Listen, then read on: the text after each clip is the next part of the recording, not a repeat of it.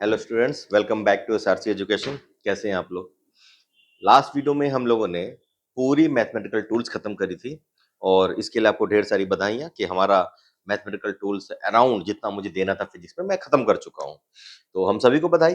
और आज की पहली वीडियो आपके सामने फिजिक्स की मैं रखने जा रहा हूँ। फिजिक्स तो मुझे बड़ी खुशी है, आप लोग को भी अच्छा लगेगा कि फिजिक्स एट लास्ट फिजिक्स शुरू हुआ। अगर जो लोग वेट कर रहे थे कि कब शुरू होगा, मैथमेटिकल टूल्स हो रहा है। और मेरा काम है कि बहुत अच्छे से चीजों को बताना, तभी मैथमेटिकल टूल्स में मैंने जितनी भी मैथ्स फिजिक्स में आने वाली है मैंने आपको सब बताई है और वो चीजें आपके सामने रख दी हैं। जब भी फिजिक्स पढ़ोगे, कहीं पे भी आप फंसोगे, तुरंत जाके उस वीडियोस को देखिए और जहां पे मैथ्स में फंस रहे हो फिजिक्स में, वो आपके सामने आ जाएगी। आज जो फिजिक्स है, हमको बताना है कि फिजिक्स के अंदर हम क्या-क्या पढ़ने वाले हैं और क्या-क्या चीजें हमारे पास आएंगी। तो वो सारी चीजें आपके सामने मैं एक तरीके से रख रहा हूँ कि फिजिक्स कैसे चलती है। बेसिकली चलिए आइए शुरू करते हैं। तो मैं आपको पहले बता सकता हूँ, एक इंट्रो है आज क्लास फिजिक्स की और बहुत ही थ्योरेटिकल चीजें हैं। तो मैंने कुछ चीजें पहले से ही डेवलप कर रखी हैं आपके लिए, क्योंकि थ्योरेटिकल है। कॉन्सेप्चुअल बात करेंगे, थ्योरेटिकल है, कुछ करने को ज्यादा नहीं है, तो बताना है तो मैंने कुछ पीडीएफ के फॉर्म में बना रखा है आपके लिए। तो वो थ्योरेटिकल क्लास में ऐसे ही चलाऊंगा आपके लिए कि मैं ज्यादा चीजें आपके सामने परोस पाऊँ। ठीक है? तो मैंने खुद से उसको किया है, ना कि कोई स्क्रीनशॉट एंड ऑल। तो मैं आपको सब चीजें भी दिखाऊंगा। तो there is an also hard work for you, मैंने भी किया है एंड देन आफ्टर मैं शूट कर रहा हूँ वीडियो, जिससे मैं आपको चीजें समझा पाऊँ। तो फिजिक्स शुरू करते हैं। तो एक छोटा से फिजिक्स, साइंस के अंदर कहाँ से आया है? फिजिक्स कहाँ से आया है शब्द? साइंस कहाँ से? कहते सर बहुत बेसिक, अरे पता होना चाहिए आपको। अब फिजिक्स है, मैं काफ़ी एक्साइटेड हूँ, फिजिक्स है। कहाँ से आया है? साइंस पहले देखिए, ये साइंस का एक फील्ड है। साइंस कहाँ से आया है? तो साइंस जो वर्ड है, वो लैटिन वर्ड से लिया गया है, साइंटिया। उसका मतलब होता है टू नो, मतलब जानना, किसी के बारे में समझना, रीड करना, अंडरस्टैंड करना। ठीक? फिजिक्स क्या है? ये फ्यूसिस, ये ग्रीक वर्ड है फ्यूसिस। ये सब मैं लिखूंगा नहीं, मतलब बता रहा हूं आपको, फ्यूसिस से लिया गया है। उसमें क्या, उसका फ्यूसिस ग्रीक में, फ्यूसिस का मतलब होता है नेचर। अब दोनों को जोड़िए, कौन सी साइंस? फिजिक्स वाली साइंस। फिजिक्स क्या दे रहा? नेचर। और साइंस क्या बता रही? उसको पढ़ना, उसको जानना। तो नेचर को जानना, फिजिक्स क्या है? नेचर को जानना। तभी फिजिक्स की डिफाइन बच्चे जो रटते भी हैं कुछ, मतलब थ्योरेटिकल बात में, कि what is physics? Physics is the science which give us ये बच्चे से बोलते हैं, which give us the knowledge of nature and natural phenomena. Yes, this is right. Nature के बारे में बताएगा, नेचुरल फिनोमेना, जो भी कुछ हमारे आसपास घट रहा है, वो फिजिक्स है। वो फिजिक्स है, यानी कि साइंस है, पूरा बेसिकली साइंस है। पर फिजिक्स आपको हर जगह मिलेगा। बायो में फिजिक्स, केमिस्ट्री में फिजिक्स, मैथ्स में फिजिक्स। एक आप मिलेगा, आप ढूंढिए, मिलेगा। और मैं सही बताऊं, पूरी साइंस एक दूसरे के साथ इंटरलिंक्ड है। केमिस्ट्री बायो में मिलेगी, बायो केमिस्ट्री में मिलेगी, हर चीज। फिजिक्स मिलेगा, मैथ्स मिलेगी, सब कुछ। हमारी एक तरह से कहते हैं ना, मैं बहुत रीड करता हूँ नेचर को, यूनिवर्स को। तो पूरा नेचर, अगर हम नेचर की बात करें, यूनिवर्स की बात करें, तो there is a very nice pattern in nature. बहुत अच्छा पैटर्न है। उस पैटर्न में सिमिट्री है। कहोगे, आप कहोगे सर नहीं, सर सिमेट्री तो नहीं दिखती। नहीं, आप ध्यान से देखिए, नेचर की हर चीज में सिमेट्री है, अंडर दी एसिमेट्री।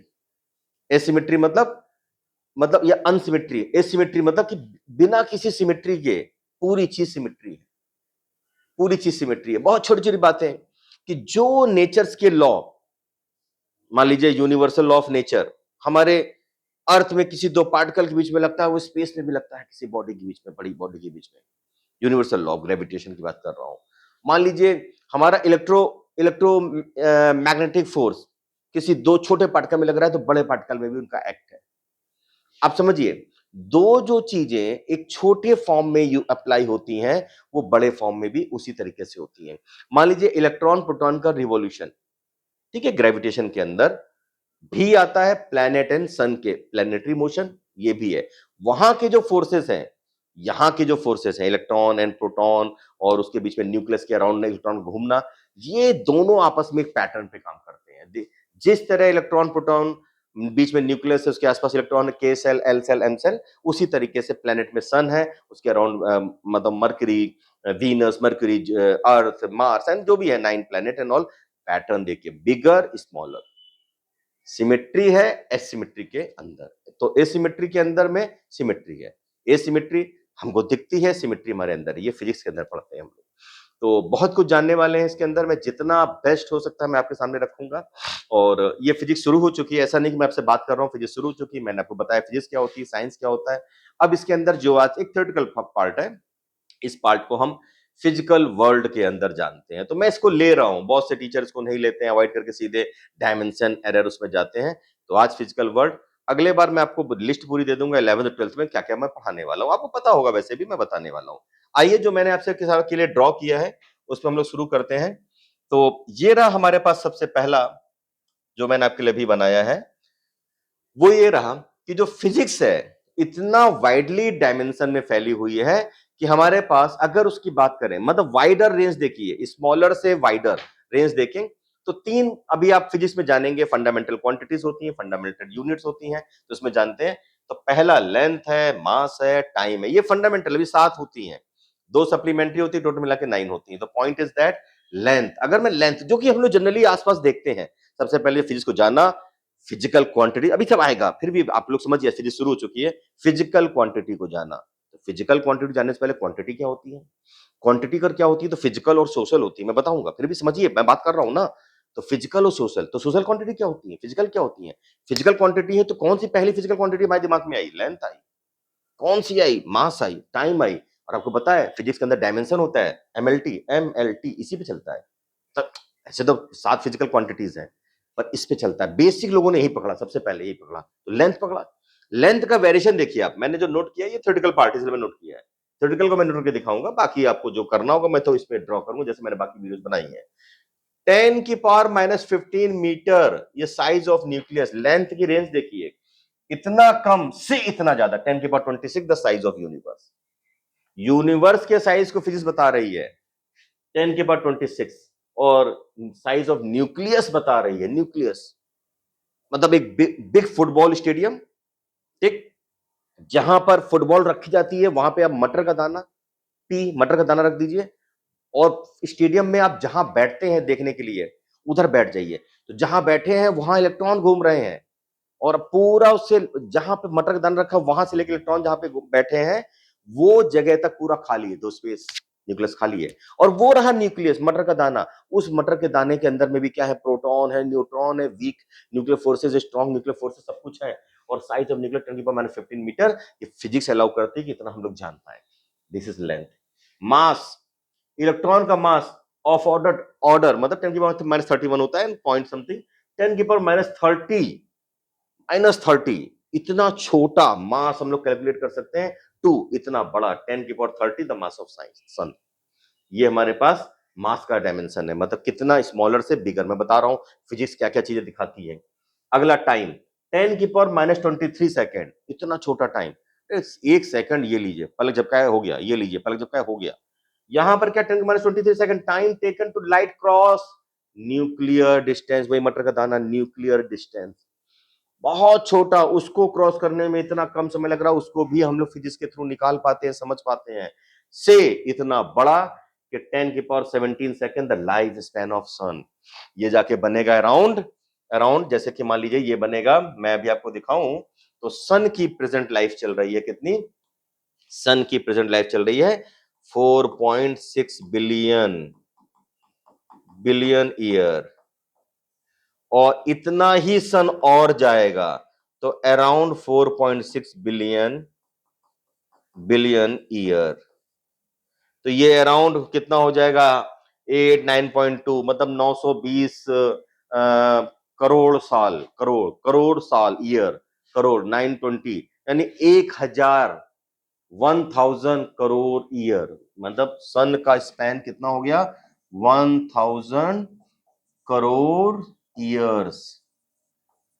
ये 10 की पावर 17 कम मत समझिए, ये इतना बन रहा है, तो इतने स्पैन के अंदर सन का है। ये सन की चीजें हम लोग कहां पढ़ते हैं, फिजिक्स के अंदर। लेंथ को बताता है स्मॉलर से बिगर, मास को बताता है स्मॉलर से बिगर, टाइम को बताता है स्मॉलर से बिगर। आइए, तो ये चीज पॉज एंड राइट करिए, मैंने आपके लिए सब बनाया है, पॉज एंड राइट, आगे चलिए। ये फिजिक्स शुरू हो चुकी है, तो ओ सॉरी, दूसरा पेज, तीसरा, ठीक है, एक पेज एक्स्ट्रा आ गया, कोई बात नहीं। अब फिजिक्स के अंदर जो चीजें हम लोग पढ़ना है, फिजिक्स जो है कैरिड आउट है इन फॉलोइंग ब्रांचेस।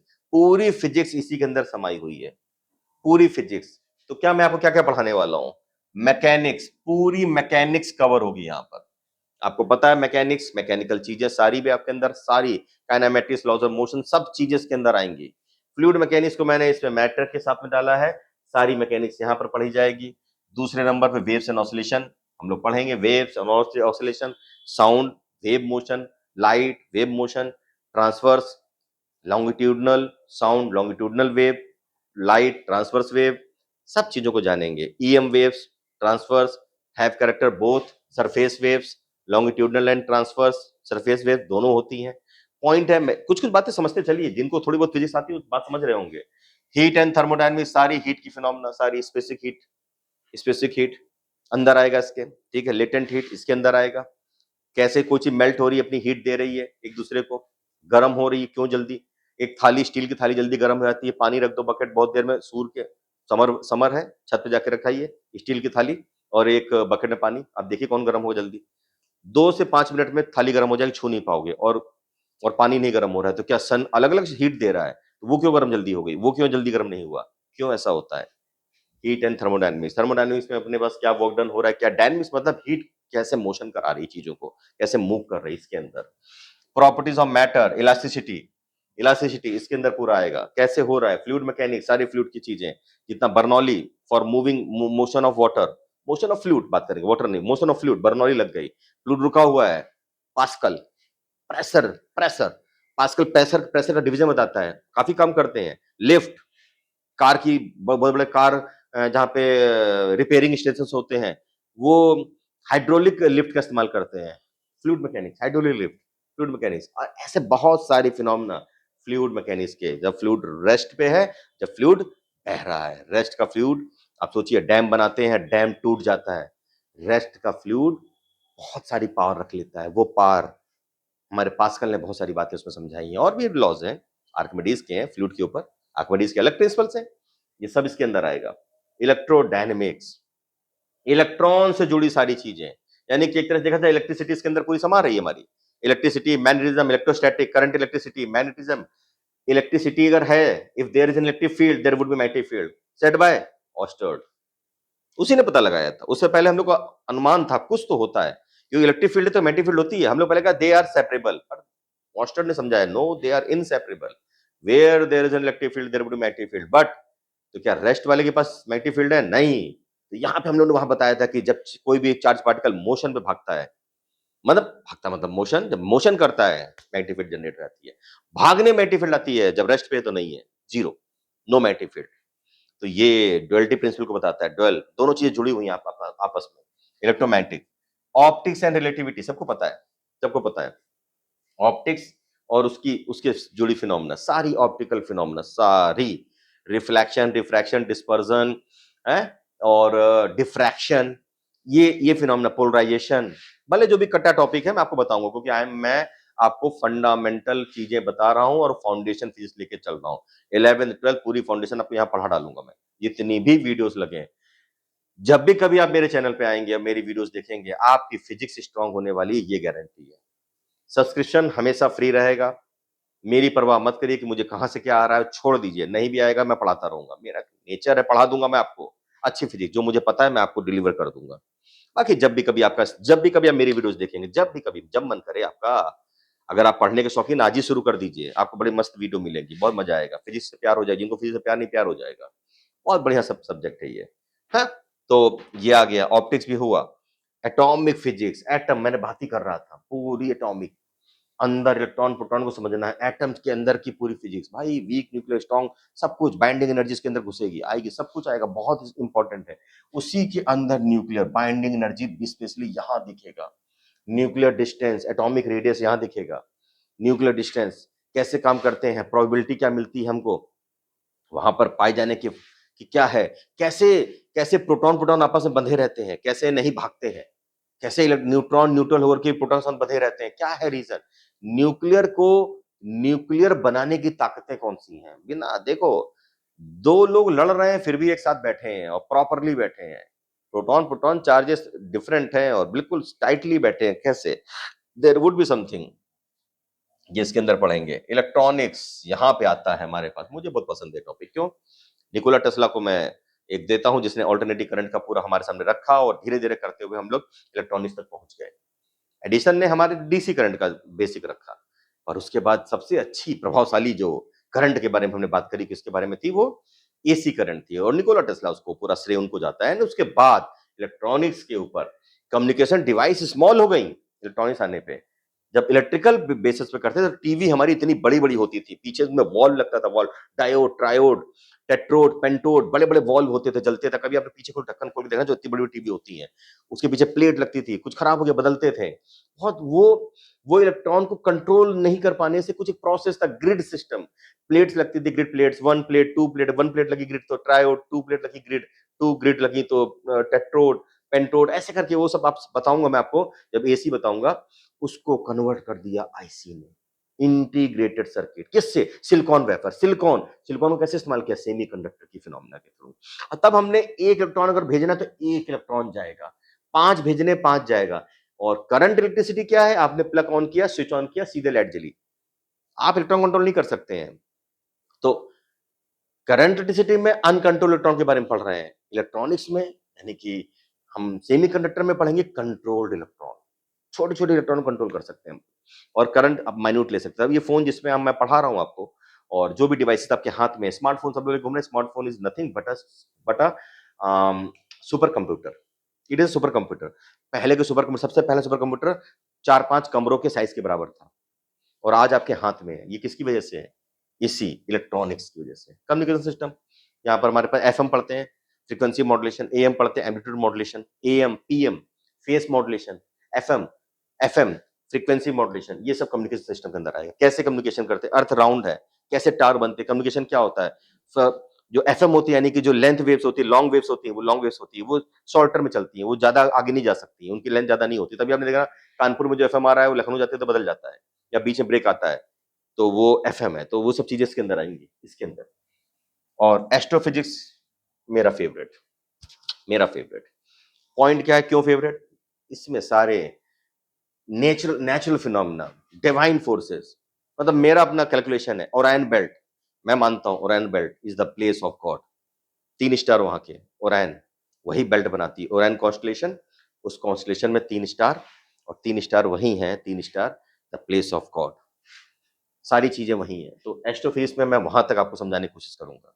मैं बताऊँगा। कंप्यूटर साइंस आपको पता है कि इसके अंदर हम लोग क्या-क्या चीज़ें पढ़ते हैं। स्पेशली लॉजिक गेट्स कम्युनिकेशंस के अंदर आता है। कंप्यूटर साइंस का भी हिस्सा है logic gates and gate system and computer science आपको पूरा पता है कि बाइनरी सिस्टम के फॉलोइंग को हम लोग कंप्यूटर साइंस के अंदर पूरा जानते हैं। तो ये है हमारे पास फिज़िक्स जो इनके अंदर पढ़ेंगे। वैसे तो बहुत बस सिर्फ बताया है, इसको पॉज़ एंड राइट कर भी सकते हैं, ना भी करें, आगे बढ़ जाएँ। पहले वैसे तो मैं आपको मौका दे रहा हूँ पॉज़ एंड राइट। चलिए आगे। नेक्स्ट। हाँ, अब आता है हमारे पास nature of physical law. Physical law के नेचर, फिजिक्स के कितने लॉज हैं नेचर में? नेचर में कितने लॉज हैं आपके सामने मैंने लिखा है, बहुत इंपॉर्टेंट है इनको बताना। ये तो नोट करना है आपको। कितने लॉज चलते हैं आपको पता है? कंजर्वेशन आपको लगता है 1 या 2 कंजर्वेशन है, मैं आपके सामने लिखा बैठा हूं 5-6 कंजर्वेशन, 6 से 7 होंगे। पहला है conservation of mechanical energies. Energies conserve होती हैं इन नेचर। कब? जब फोर्सेस आर कंजर्वेटिव हो। कंजर्वेटिव फोर्स मतलब जिसका इनिशियल और फाइनल पॉइंट पे डिपेंड करती है, बीच के इंटरमीडिएट पाथ पे डिपेंड नहीं करती हैं चीजें। तब तब हम लोग बोलते हैं that force is conservative force. मान लीजिए हमने बात करी फ्रिक्शन फोर्स, वो पूरे पाथ पे डिपेंड करती है, इनिशियल और फाइनल पॉइंट पे नहीं, पूरे इंटरमीडिएट पाथ पे डिपेंड करती है। तो friction force is not a conservative force, it is a it is non conservative. ठीक है, तो कंजर्वेटिव फोर्सेस, जब कंजर्वेटिव फोर्सेस हैं, काइनेटिक एनर्जीज पर पोटेंशियल एनर्जीज रिमेन कांस्टेंट। कब? ये देखो लिखा है when forces involved are conservative. ये देखिए कंजर्वेटिव, ये पहला कंजर्वेशन आया। Conservation of energies of an isolated system. System जब आइसोलेट हो, मान लीजिए हमने कोई बॉल को इधर पे समझिए फेंका, ये ग्राउंड है, ग्राउंड से थोड़ा ऊपर यहां की potential energy plus kinetic energy, यहां बीच का ले लें potential energy plus kinetic energy, और यहां पे ले लें potential energy plus kinetic energy. इससे पहले तक तो they are remain conserved, but ये अगर टच कर गई, मान लीजिए यहां पे ली और ये टच कर गई, टच करने के बाद यहां की potential energy plus kinetic energy, यहां पर potential energy plus kinetic energy, और टच करी तो साउंड आएगी, तो साउंड एनर्जी, टच करी हीट आएगा, वहां पे गर्म बहुत हो जाएगा, हीट आया और गर्म होके लाइट, बैंग कर दो कोई चीज को, फेंको जरा ऊपर से नीचे, कोई लोहे की बहुत बड़ी चीज को फेंको रात के अंधेरे में, देखिए आप लाइट दिखाई पड़ेगी, चिंगारी, हीट आएगी, छूइएगा तो गर्म हो चुका होगा, और साउंड आएगी बहुत तेज, बड़ा। तो ये सारी जो सब एनर्जीज हैं वो सारी एनर्जी यहाँ पर, तो यहाँ पे तो ये दोनों थी, यहाँ पे ये जनरेट हो गई, तो यहाँ पे लिखा है mechanical energies is not conserved while total energies of an isolated system is conserved. Mechanical energy potential पर काइनेटिक, पोटेंशियल पर काइनेटिक नहीं, क्योंकि वो साउंड हीट लाइट में कन्वर्ट हो गई, पर ये सभी मिला के बन रही हैं, ये सभी मिला के बन रही है टोटल एनर्जी, और ये सभी मिला के बन रही है टोटल एनर्जी। तो मान लीजिए अगर मैं बात करता हूं, ये 100 लेकर के चला, तो ये सब इतना सारा भी 100 ही होगा, उसका कुछ पार्ट पोटेंशियल, कुछ काइनेटिक, कुछ साउंड, कुछ हीट, कुछ लाइट ले लेगा, 100 दिया तो 100 आएगा। मान लीजिए जूल की बात कर रहा हूं, तो जूल क्योंकि एनर्जी है, इसको समझाने के लिए बता रहा हूं। तो क्या है आइसोलेटेड सिस्टम, आइसोलेटेड सिस्टम में सराउंडिंग पूरा लिया जाएगा, यहां पे मैंने जरूर डाला होगा, mechanical energy is not conserve while the total energy of a natural system is conserved, potential kinetic energy, light and sound energy सारा इसके अंदर आ गया। If some forces doing work for not conserve such forces air friction, यहाँ पर total energy मैं आपको बता दे रहा हूं, ये आइसोलेटेड सिस्टम होता है जो body plus surround, body plus surround is known as isolated system. जैसे कार ऊपर से फेंकी और कार के आसपास का सिस्टम, मतलब मान लीजिए शिमला हाईवे पे कहीं पे कार का हुआ एक्सीडेंट या गिर गई ऊपर से नीचे, अब सोचिए, थोड़ा सा मैं खतरनाक एग्जांपल ले रहा हूं, तो उस शिमला के उस एटमॉस्फेयर के अंदर में वो एनर्जी कंजर्व हो गई, क्योंकि हम सराउंड को भी लेंगे, केवल हम कार ऊपर थी, कार नीचे गिरी, कार पत्थर टकराई, पत्थर और कार दोनों आकर के बैंग किए, तो पत्थर और कार एक बॉडी की तरह एक्ट करेंगे। सराउंडिंग आसपास को, जब सराउंडिंग को ले लेंगे तो आइसोलेटेड सिस्टम है, सराउंडिंग को नहीं लेंगे तो आइसोलेटेड सिस्टम नहीं बनेगा, केवल उसको देखेंगे। जैसे इस कमरे में पढ़ा रहा हूं मैं और कोई भी नहीं है, तो हम और आप कैद हैं, तो दिस इज आइसोलेटेड सिस्टम। इस कमरे से बाहर, कमरा बड़ा है, हम केवल मैं और मेरा जो डिवाइस है, ये दोनों एक साथ नहीं काम कर रहे हैं, आसपास की सराउंड भी मेरे साथ काम कर रही है, ये वॉइस आप तक नहीं जा रही, आसपास के सराउंड में भी जा रही है, पर बाहर नहीं जा रही है, बाहर पैक्ड है। तो ये सिस्टम कैसा हो गया, आइसोलेटेड सिस्टम। ये आपके सामने है, इसको पॉज एंड राइट करिए, बहुत इंपॉर्टेंट है। चलिए अगला, conservation of mass and energy, तीसरा लॉ, दो बता चुका हूं, मास प्लस एनर्जी। पूरे ब्रह्मांड में मास एक एनर्जी का फॉर्म है, या एनर्जी मास का फॉर्म है, कुछ भी करो आप, अगर थोड़ी एनर्जी निकल गई, ध्यान समझिएगा, सन अपनी 4.6 बिलियन ईयर लाइफ जी चुका है, आधी लाइफ जी चुका है, तो ये जी चुका मतलब उसने उतनी, या सन का साइज कम हो रहा है, मास कम हो रहा है, मास डिफेक्ट आ रहा है, उसको हम लोग डेल्टा एम कहते हैं। ये आइंस्टीन की फेमस इक्वेशन है, E is equal to mc square, that is delta is equal to delta mc square. अगर एनर्जी में चेंज आया है तो कुछ मास में बदला हुआ, अगर मास बदला हुआ है तो एनर्जी में कन्वर्ट हुआ। मैं तो इसी से आप लोगों को शरीर और आत्मा के बारे में बता सकता हूँ।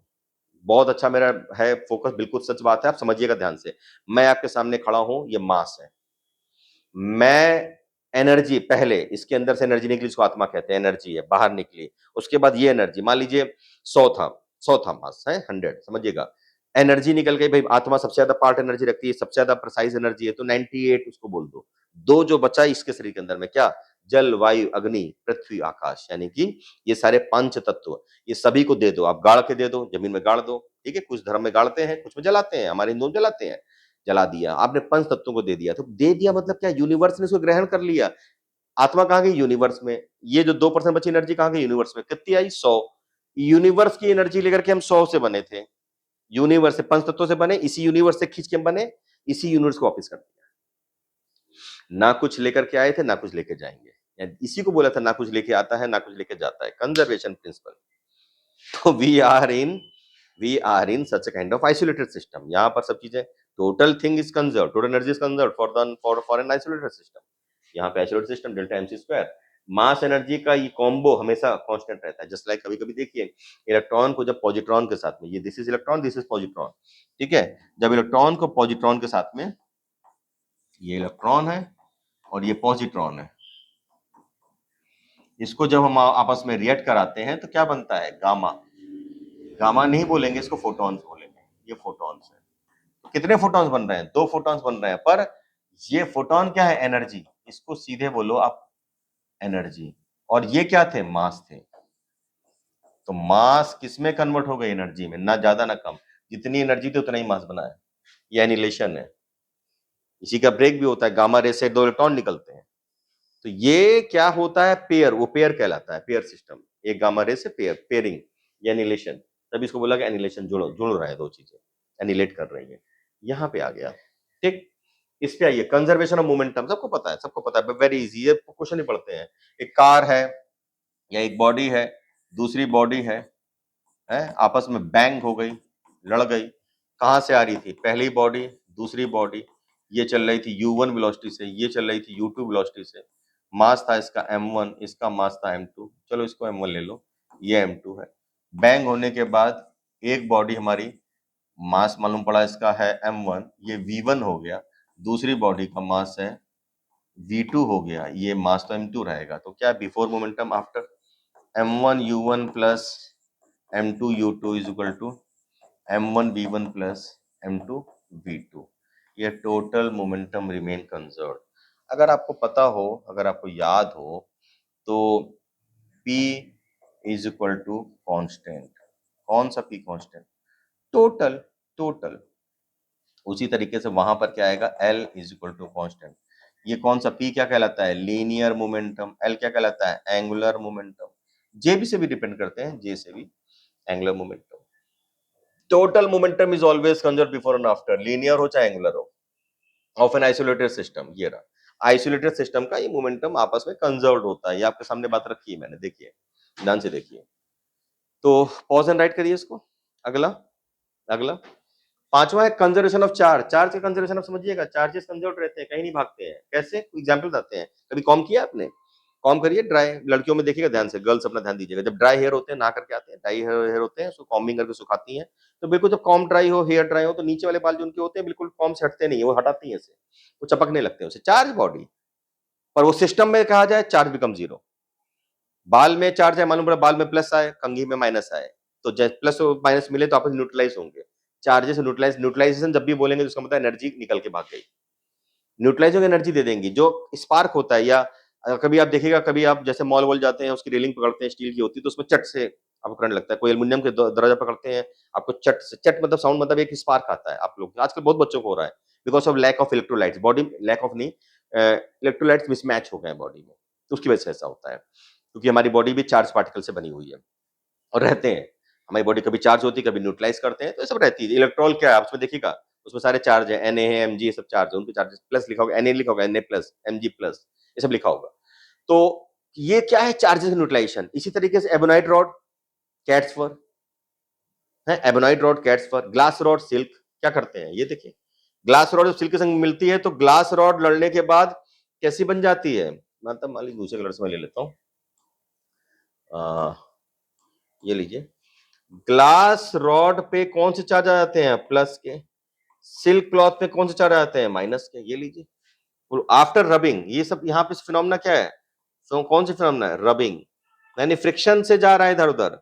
एबोनाइट रॉड, कैट्स फर, ये रहा एबोनाइट रॉड, ये रहा, लीजिए, माइनस आ गया। कैट्स फर जो थी वो क्या चला गया, प्लस, यानी कि इससे इलेक्ट्रॉन इस पे चले गए, इससे इलेक्ट्रॉन इस पे चले गए, तो टोटल अगर 1 2 3 4, 4 प्लस आए तो 4 माइनस, यानी 4 plus 4 minus, total become zero, net charge is zero. यहाँ पे 4 माइनस और यहाँ पे 4 प्लस, तो दोनों मिलकर के नेट इक्वल टू जीरो। तो नेट मैंने यहाँ पे लिखा है, before both as a system, before and after is zero. क्या, चार्ज सिस्टम के रूप में जीरो हो जाएंगे। तो चार्ज कहां से, ना कहीं से आया ना कहीं गया, इससे इधर गया, इससे इधर गया, एक्स्ट्रा नहीं था, एक्स्ट्रा नहीं था। कंजर्वेशन प्रिंसिपल पूरे नेचर में ही चलता है, कोई चीज एक्स्ट्रा नहीं है।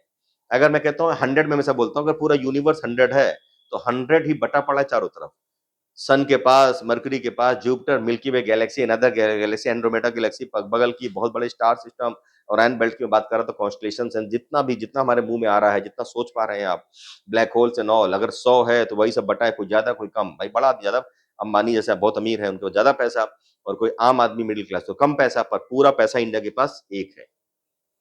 सबकी अमाउंट जोड़ी जाएगी, अंबानीज की भी एंड ऑल सबकी जोड़ी जाएगी, एक करके वो बनती है नेशनल इनकम, इतनी है।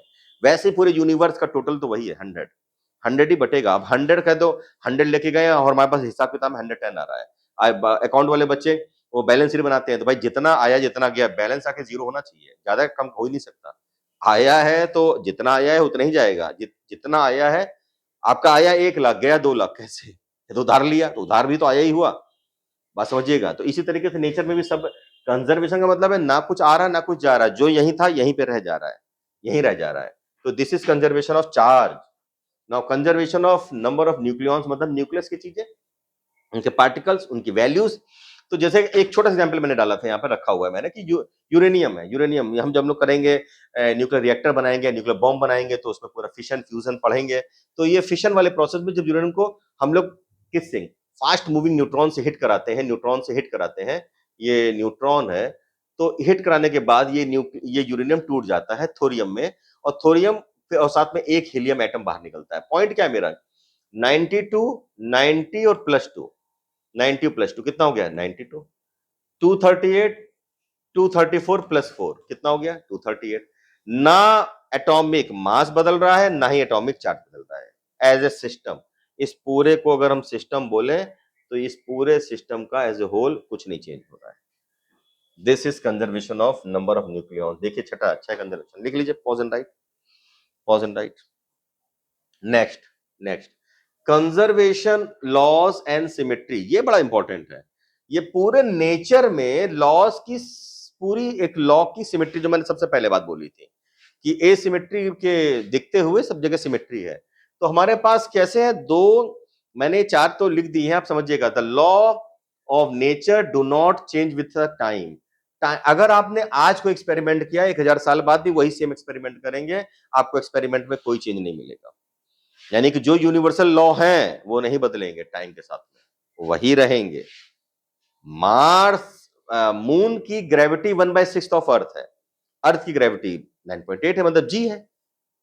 ग्रेविटी अलग है पर यूनिवर्सल लॉ, कैपिटल जी की वैल्यू मून में सेम, अर्थ में सेम, मार्स में सेम, यूनिवर्सल लॉ सेम रहेंगे।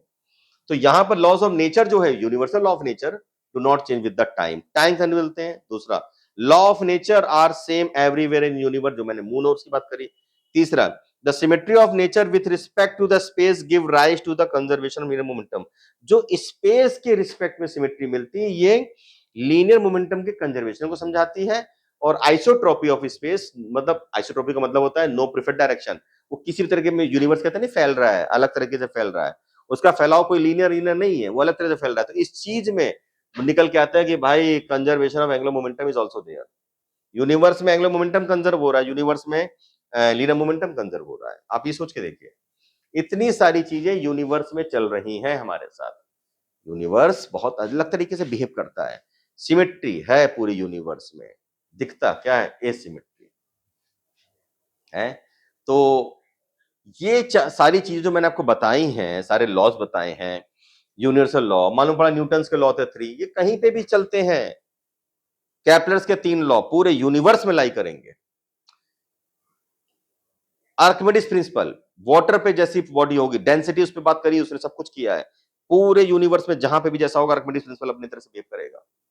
हमने जितने भी, ऐसा नहीं कि हमारे हमारे लोगों ने, यानी मानव जाति के कुछ साइंटिस्ट ने सब चीजें बनाई, नहीं, फॉर्चुनेटली, और अगर वैसे बोले यूनिवर्स के रिस्पेक्ट में, अनफॉर्चुनेटली हम लोगों ने जो जो लॉज, यूनिवर्सल लॉ पता कर ली हैं, वो हर जगह कॉमन है एंड कांस्टेंट है, उसमें कोई चेंज नहीं है। जस्ट लाइक अगर आप मेहनत करोगे तो टॉप करोगे, नहीं करोगे तो फेल होगे, ये यूनिवर्सल लॉ है। हम लोग बोलते हैं ना भाई यूनिवर्सल लॉ है, पढ़ोगे तो आगे बढ़ोगे, नहीं पढ़ोगे तो नहीं। कहते हो कि बहुत सारी वो मिसमैच है, वो फिर आप किसी तरह के पर्टिकुलर जगह पे बांध दोगे चीज को, तो वो पर्टिकुलर हो जाएगी। मैंने कहा ना, यूनिवर्सल मतलब जनरलाइज कर दो, जनरलाइज करते चीज कॉमन हो जाती है, फिर वो कांस्टेंट हो जाती है। पर्टिकुलर कर दोगे, मालूम पड़ा मैं एक क्लास में 10 लोग पढ़ रहे हैं, एक टीचर पढ़ा रहा है, 5 लोग कह रहे हैं सर बहुत बड़ा पढ़ा रहा है, 5 लोग कह रहे हैं बेकार पढ़ा रहा है। आप सोचिए, वो 5 लोग को आ रहा है, 5 को नहीं आ रहा है, तो यहाँ पर वो टीचर तो अपना काम कर रहा है। तो वो 5 लोग अलग तरीके से बात कर रहे हैं ना, अलग से सोच रहे हैं। पॉइंट क्या है? पॉइंट मेरा क्या है कि जब पर्टिकुलर कर दो कोई चीज़ें बदल जाती हैं। जनरलाइज़ मान लो जनरलाइज़ में बोलेंगे, जब जनरलाइज़ करके बोलेंगे कि यार he is a good teacher, वो अच्छा पढ़ाते हैं, वो अच्छा पढ़ाते हैं। पॉइंट यहाँ पे ये है जनरलाइज़ करने में। पर्टिकुलर होने पे कोई बच्चा कहेगा नहीं बेकार, 100 बच्चे पढ़ रहे हैं, वो कहेगा जिसको समझ नहीं आ रहा बेकार है, कुछ नहीं पढ़ाते अच्छा। और जो समझ में आ रहा है अब बहुत बढ़िया पढ़ाते हैं, जनरलाइज़ कर दो, बहुत बढ़िया पढ़ाते हैं। है ना? तो ये यूनिवर्सल लॉज़ हैं। ऐसे ही मतलब जो मैंने बताया। एक ये भी चीज़ है जो आप नोट कर सकते हैं और मैंने क्या है फंडामेंटल फोर्सेस ऑफ नेचर बताया है यहाँ पर। फोर्सेस नेचर में कौन-कौन से फंडामेंटल फोर्सेस लॉ करते हैं लाई करते हैं वो देखिए। पहला ग्रेविटेशनल फोर्स बहुत इंपॉर्टेंट है। फील्ड जिस ये जो चलता है कुछ पार्टिकल के साथ में चलता होगा तो इसके फील्ड पार्टिकल ग्रेविटेशनल फोर्स के हैं ग्रेविट्रॉन, ग्रेविटॉन, ग्रेविट्रॉन। और वीक न्यूक्लियर फोर्स के क्या है? दूसरा फंडामेंटल लॉ है weak nuclear force. Field particle इसके कौन है? न्यूट्रिनो, न्यूट्रिनो बहुत इंपॉर्टेंट चीज लिखी मैंने। तीसरा स्ट्रॉन्ग न्यूक्लियर फोर्स, इसके फील्ड पार्टिकल जिनके थ्रू ये गवर्न करता है पाई मेसॉन। और इलेक्ट्रोमैग्नेटिक फोर्सेस इनके फील्ड पार्टिकल्स कहलाते हैं फोटॉन्स। केवल और केवल 4 फंडामेंटल फोर्स हैं जो यूनिवर्स में है। इसके अलावा कोई फंडामेंटल मतलब general, generalise, universal law generalise, fundamental मतलब बेसिक। जैसे मैंने बोला fundamental theorem, fundamental principle, fundamental quantities, 7 fundamental quantity, 2 supplementary quantities, fundamental बदलेंगे नहीं, पूरी यूनिवर्स में सेम रहेंगी fundamental. These are fundamental forces, 4 forces हैं जो आपके सामने है। इनके फील्ड पार्टिकल मैंने लिखे हैं कि इनके बेस पे चलते हैं। ये इनका सबसे ये जो पार्टिकल्स का सेट है तो इनके ये पार्टिकल्स हैं, इसके सेट हैं, इसके ये पार्टिकल्स हैं, इसके सेट हैं तो ये पार्टिकल्स हैं। ये आपस में कैसे हैं इसका मैंने एक चीज आपके सामने रखी है, ये रहा the relative magnitude of the gravitational force, weak nuclear force, electromagnetic force and strong force. यानी कि ये कौन सा है? ये ग्रेविटेशनल फोर्स की बात करी है मैंने, ये मैंने वीक न्यूक्लियर फोर्स की बात करी है, ये मैंने इलेक्ट्रोमैग्नेटिक फोर्स की बात करी है और ये मैंने बात करी है स्ट्रॉन्ग न्यूक्लियर फोर्स की बात करी है। तो ये आपस में कैसे होते हैं? आपस में कैसे होते हैं? 1:10 की पावर मतलब 1 की पावर मतलब 10 की पावर क्या करते हैं? इसको अगर वैसे बोले तो 10 की पावर 0 करते हैं। देखिए 10 की पावर 0 1 हो जाएगा। किसी की पावर 0 1 होता है। 10 की पावर 0, 10 की पावर 26, 10 की पावर 36, 10 की पावर 39। तो strong nuclear force gravitational force के कंपैरिजन में कितना है? कितना टाइम्स है? मतलब strong nuclear force gravitational force के में टाइम्स जो चल रहा है कितने टाइम्स है? 10 की पावर 39 टाइम्स स्ट्रॉन्ग है, स्ट्रॉन्ग है। इस strong nuclear force weak nuclear force में कितने टाइम्स पे काम कर रहा है? ये देखिए 10 की पावर 13 टाइम्स पे, इतना स्ट्रॉन्गर है। स्ट्रॉन्ग न्यूक्लियर फोर्स को ही ले रहे हैं सबसे आखिरी में, सबसे ज्यादा वही ताकतवर है।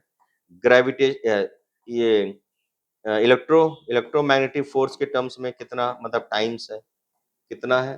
10 की पावर 3 टाइम्स स्ट्रॉन्गर है। मतलब इसकी तुलना में 10 की पावर 3 टाइम्स, ये इसकी तुलना में 10 की पावर कितना हुआ था? 13 टाइम्स। और इसकी तुलना में 10 की पावर 39 टाइम्स स्ट्रॉन्गर। ये हैं 4 फोर्स जो नेचर में लाई करते हैं। यही 4 फोर्स बवाल मचाए हुए नेचर में। इनके अलावा कोई फोर्सेस नेचर में नहीं मिलेंगे, इन्हीं सब में फंसे हुए फोर्सेस हैं सारे।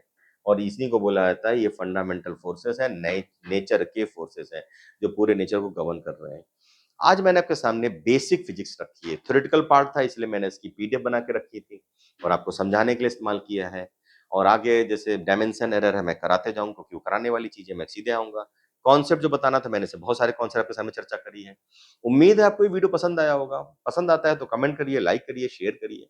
ये आपका ही चैनल है, आप अपने परिवार को ग्रो करिए और हमारे साथ बने रहिए। और पहले तो उसको पॉज एंड राइट कर लीजिए। पीछे वाले को मैंने मौका दिया था, पॉज एंड राइट इसको भी करिए। ठीक है, pause and right, pause and right, pause and right, pause and right. ये तो एक्स्ट्रा पेज है, pause and right, extra page, pause and right. चलिए, मैंने आ गया, मैंने आपको ये चीज़ मौके दिए, पीडीएफ की तरह आप भी नोट करिएगा, ये बना लीजिएगा। ये जो टॉपिक था, ये टॉपिक था किसके अंदर? फिज़िकल वर्ल्ड, जो कोई टीचर शुरू नहीं करता है, कहता है बेकार है। तो मैंने किसमें किया? Physical world. देखिए और अगर बेकार है तो इतनी चीज़ें इसके अंदर हैं, फिज़िक्स के बारे में यहाँ पे जानकारी मिलती है आपको। तो ये मैंने आपके सामने रखा है और जो मैं फिर से बोलूँगा वही बात जो मैंने अभी बोली थी कि उम्मीद आपको वीडियो पसंद आई होगी और जो हमेशा बोलता हूँ, वो आपसे फिर बोलूँगा कि कल जो होगा कल पे छोड़िए, मत घबराइए, आज पे फ़ोकस करिए, मुस्कुराइए। Take care.